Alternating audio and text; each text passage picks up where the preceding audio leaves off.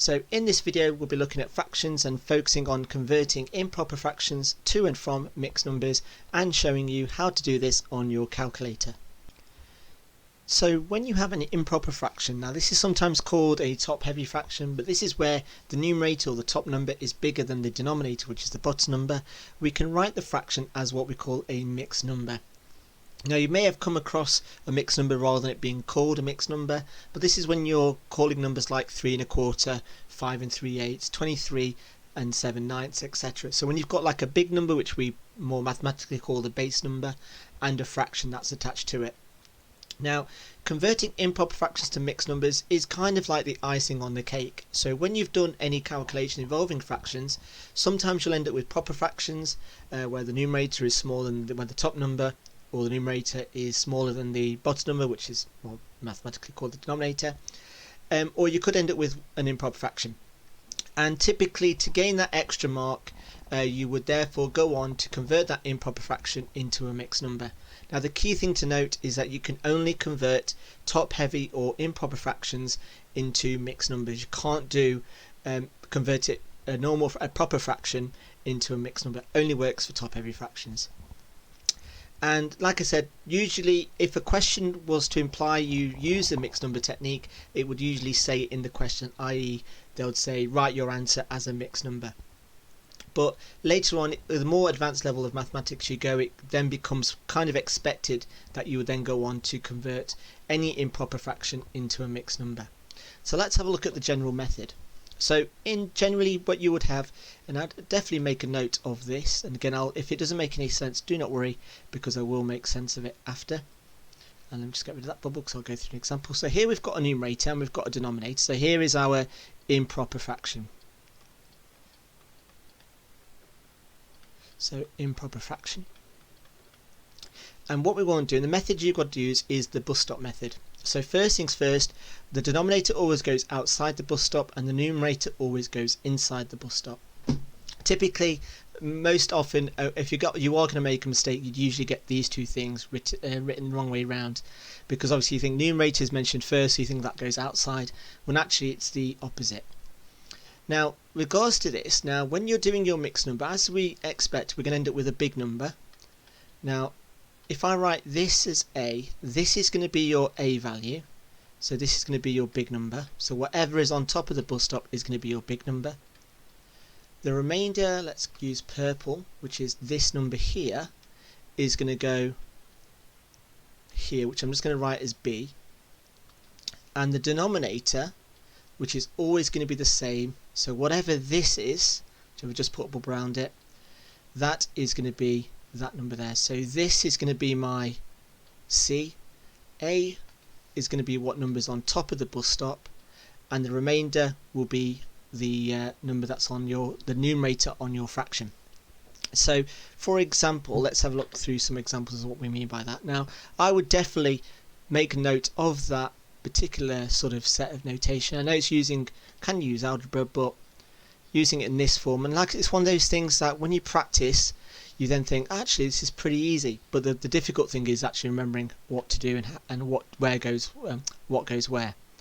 So let's have a look at some examples. So here we've got 12 over 5.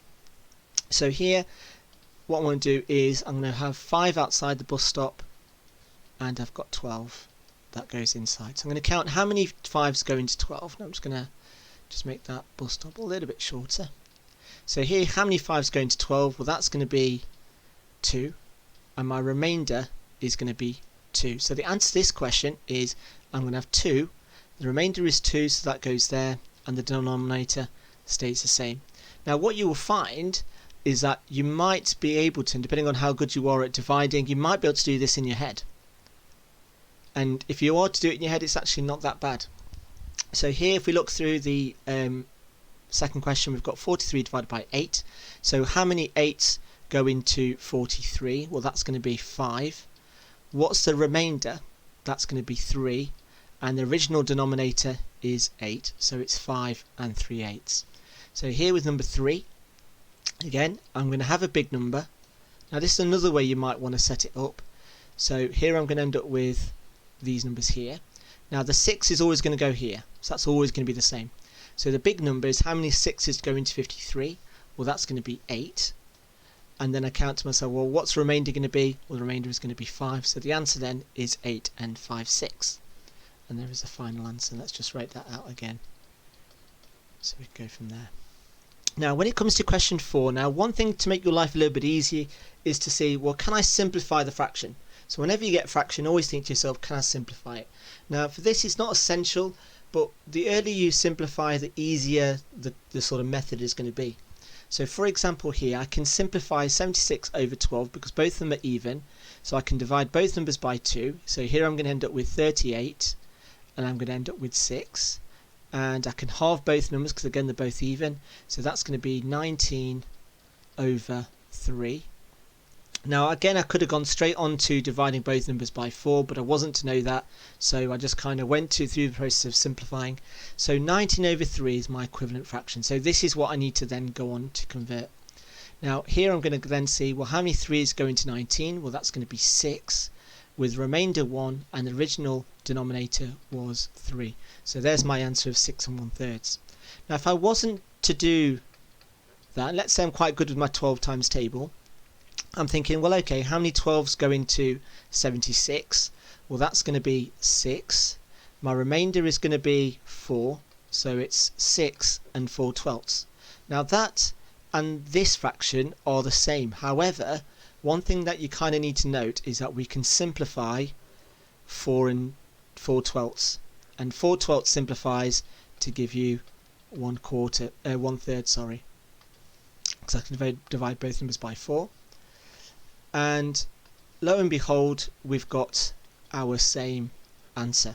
So again, it all depends on what you find easier. Personally, I would always recommend you simplify the fraction first till it gets to a number that you kind of deal with. Also, you want to try and prevent doing long division, just to make your life a little bit easier in terms of how you're working out. But like I said, if you find that you can't simplify it, or you didn't spot that you can simplify it, going through the notions is going to give you the exact same answer, but you might find that you might need to simplify the little small fraction that you do get.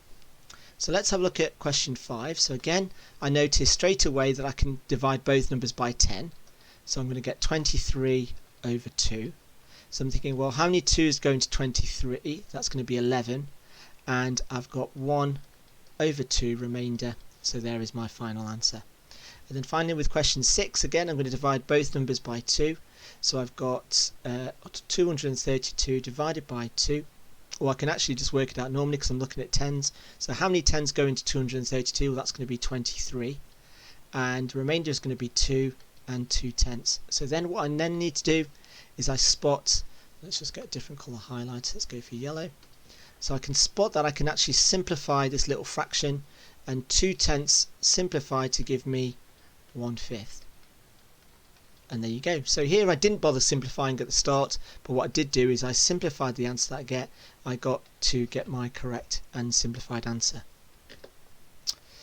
So let's have a look at converting mixed numbers to improper. So let's go the opposite way. Now this is really important for you to learn how to do this, as any non-calculated calculations involving mixed numbers will need to be converted into improper fractions first, before you then go on to add, subtract, multiply or divide that particular fraction with another fraction.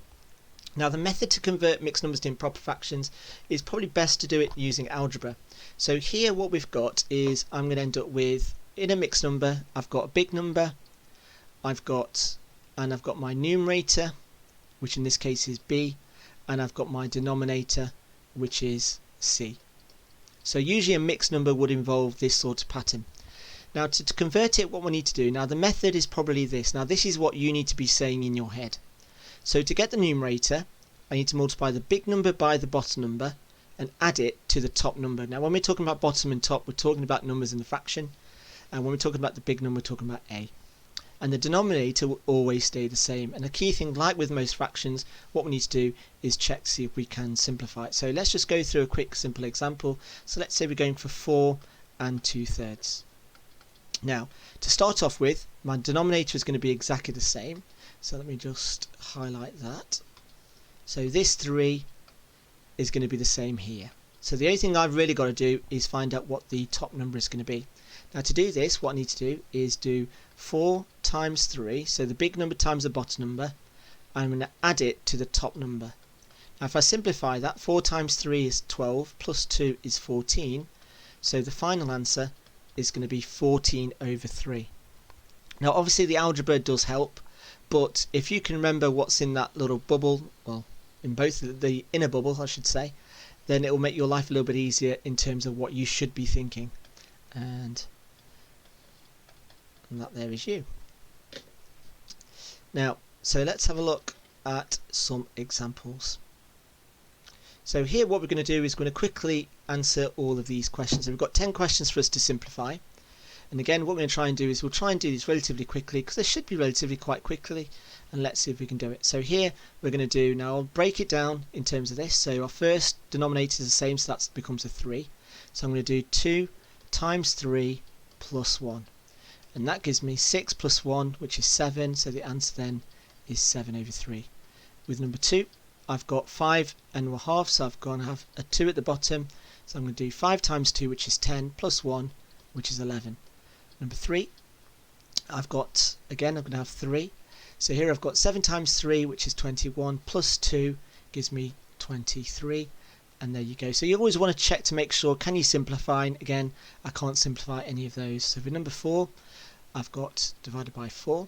So here I'm going to have 4 times 4, which is 16, plus 3, which is 19, so it's 19 over 4. And again, can't simplify that because there's no number that goes into 19 and 4. Now the key thing to remember also, this is now a good point to point, you should never have decimals in a fraction. So you wouldn't divide both numbers by 2, so you end up with, what, 9.5 over 2. You don't want decimals in a fraction, big no-no. So let's go back. So here we've got 5 and 1, 6. So again, I'm going to have 6 as my denominator. So I've got 2 times 6, which is 12, plus 1, which is 13. And then with number 6, I've got 3 and 2 7s, so I've got 7 at the bottom. So I've got 3 times 7, which is 21, plus 2, which is 23. There's my final answer there for question 7. I've got over 5, so I've got 4 times 5, which is 20, plus 4, which is 24. Question 8, I've got over 4, so I've got 6 times 4, which is 24, plus 3, which is 27. For number 9, we've got this over 2, so 9 times 2 is 18, plus 1, which is 19. And then for question 10, finally, we've got over 5. I've got 7 times 5, which is 35, plus 3, which is 38. Now that's if we're doing it on a non-calculator. Now what's also important, you're able to use your calculator effectively to do this as well. Now if I just get the calculator up, hopefully you've got something, most often the most popular one is probably the Casio makes. Now when you are working with with mixed numbers, what you don't want to do is enter a fraction. So let's say we want to enter, so let's just write down a mixed number on the screen. So let's say we want to enter 5 and 6 sevenths. Now one thing you don't want to enter this as is press your fraction button. You enter your fraction, so you think 6 over 7, you think, oh no, I need a big number. So I scroll right to the edge and put a 5 there. Now the problem with that is that your calculator will not see 5 and 6 sevenths being added together, it will see 5 times 6 sevenths. So if you do want to enter a mixed number, what you need to do is press shift, press the fraction button. You can see there just in the sort of orange or yellow, depending on how you're seeing it, you can see like a mixed number sort of template. And what you want to do is, so just do that again, so you want to press shift and then your fraction button and then enter your mixed number in the relevant boxes. So I'm going to enter 5 and 6 sevenths, and then I can then add that to, or subtract, or do whatever.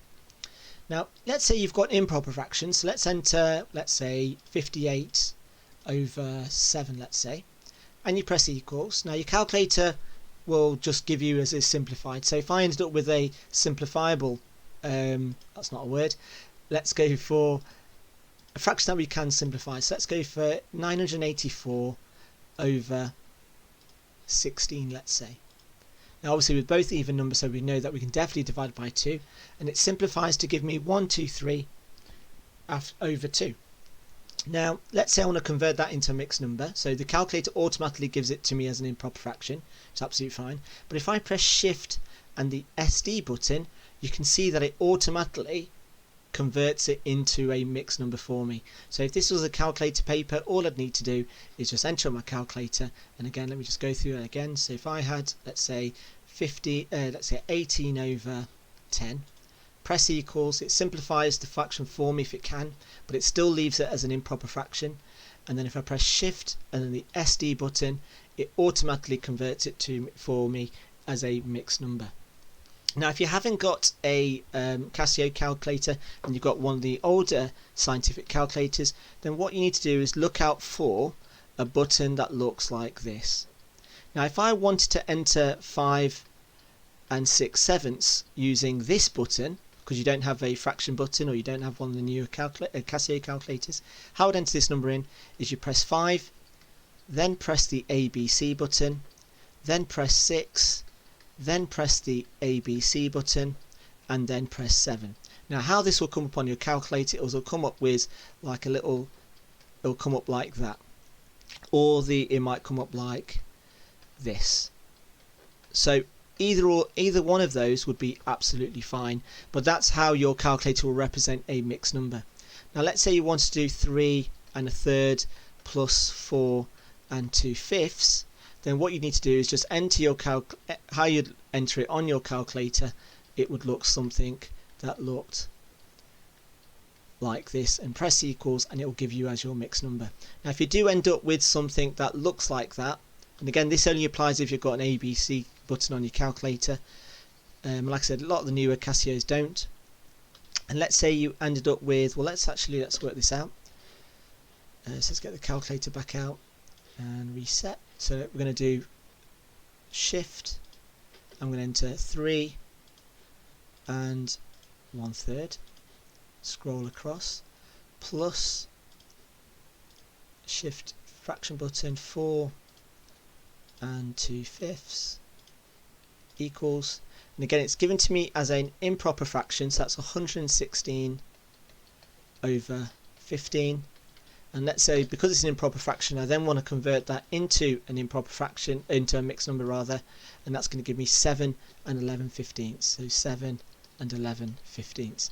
Now if you were to enter this on your calculator like so, if you've got the ABC button, how your answer would read is 7 11 and 15, like so, and that would be the exact same. So it's just a case of just understanding your calculator and how questions can be written, or how answers can be written or displayed on your calculator.